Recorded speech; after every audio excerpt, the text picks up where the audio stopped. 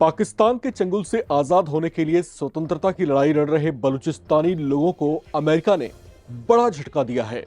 पाकिस्तान की सरकार और पाकिस्तानी सेना प्रमुख असीम मुनीर को फील गुड कराने और पाक पर अपना प्रभाव और अपनी धाक जमाने के लिए अमेरिकी राष्ट्रपति डोनाल्ड ट्रंप ने बलूचिस्तान की सशस्त्र मुहिम और उनके सेना बलूचिस्तान लिबरेशन आर्मी, जिसे शॉर्ट फॉर्म में बीएलए कहा जाता है, उस पर बैन लगा दिया है और उसे एक आतंकी संगठन घोषित कर दिया है, जिस पर बलूचिस्तान के नागरिकों ने कड़ी आपत्ति जताई है।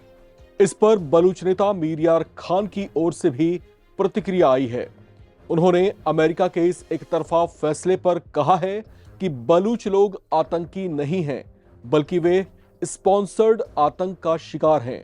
उन्होंने अमेरिकी राष्ट्रपति ट्रंप को यह भी याद दिलाया कि जिस पाकिस्तान से वो दोस्ती बढ़ा रहे हैं, उसी पाकिस्तान ने उनके यहां 9/11 आतंकी हमले के गुनहगार ओसामा बिन लादेन को पनाह दी थी, जबकि बलूचिस्तान के ही वो लोग हैं जिन्होंने अफगानिस्तान युद्ध के दौरान कभी भी अमेरिका के खिलाफ हथियार नहीं उठाए थे।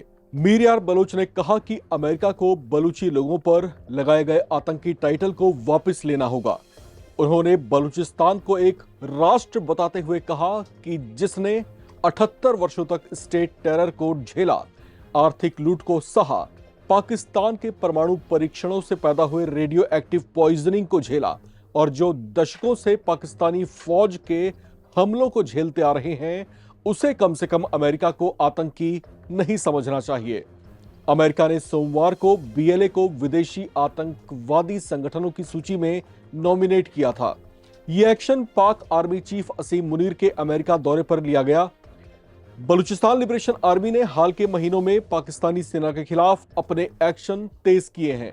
उन्होंने पाकिस्तानी सेना के काफिलों को कई बार निशाना बनाया, जबकि बलूचिस्तान को पाकिस्तान के नियंत्रण से मुक्त कराने के लिए और उस पर दबाव डालने के लिए ट्रेन हाईजैक कर ली थी, जिसकी चर्चा पूरी दुनिया में हुई थी।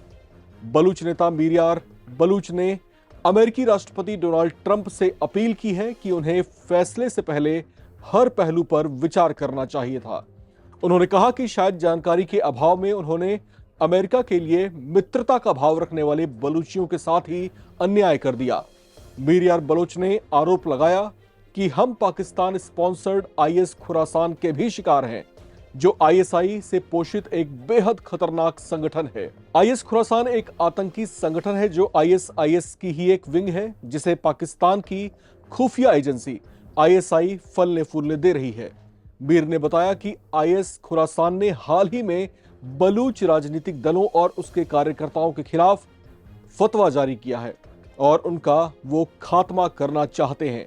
बलूच नेता मीर यार बलूच ने कहा कि उन्होंने हमेशा से ही अमेरिका को सपोर्ट किया है।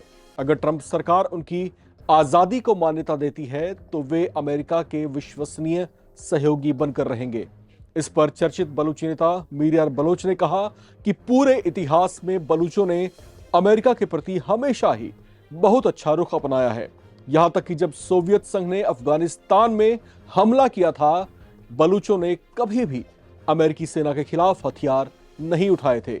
9/11 हमले के बाद नाटो की सप्लाई लाइन बलूचिस्तान से ही होकर गुजरती थी, लेकिन बलूच स्वतंत्रता संग्राम सेनानियों ने कभी भी अमेरिकी काफिले पर हमला नहीं किया।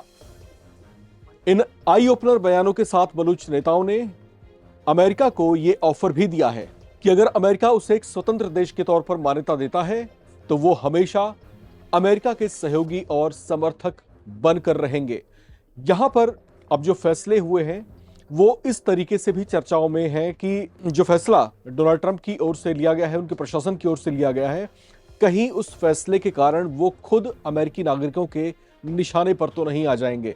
अमेरिकी लोग जानते हैं कि जिस पाकिस्तान के साथ ट्रंप प्रशासन अपनी घनिष्ठता को बढ़ा रहा है, अपनी नजदीकी को बढ़ा रहा है, वही वो देश है जहां पर 9/11 हमले का गुनहगार ओसामा बिन लादेन को जो है उसने पनाह दी हुई थी।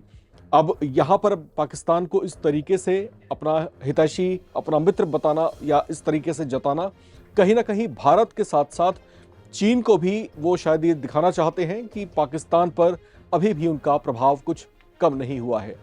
इस रिपोर्ट में इतना ही। बाकी अपडेट्स के लिए आप बने रहें और देखते रहें नवभारत टाइम्स।